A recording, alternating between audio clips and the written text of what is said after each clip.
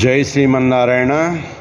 దేవాలయాలలో ప్రతిష్ఠించిన విగ్రహం వల్ల భక్తి పుడుతుంది. విగ్రహం వలన భక్తులు ఉపాసన చేసుకోవడానికి వీలవుతుంది.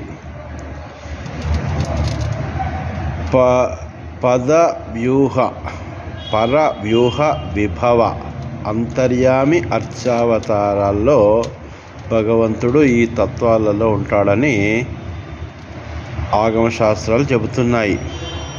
ఈ ఐదింటిలో అర్చామూర్తి విగ్రహ రూపంలో ఉంటాడు.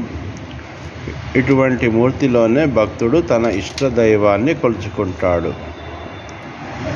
ఉపాసకుడి కార్యసిద్ధి కోసం నిరాకారుడైన పరమేశ్వరుడు ఒక రూపం దాల్చి దీవిస్తారని పెద్దలు చెబుతారు.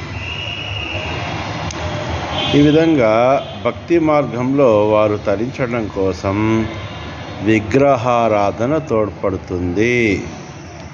ప్రతిమా స్వల్ప బుద్ధినాం యోగినాం హృదయే హరి అన్నారు పెద్దలు. కాబట్టి విగ్రహారాధన అవసరం.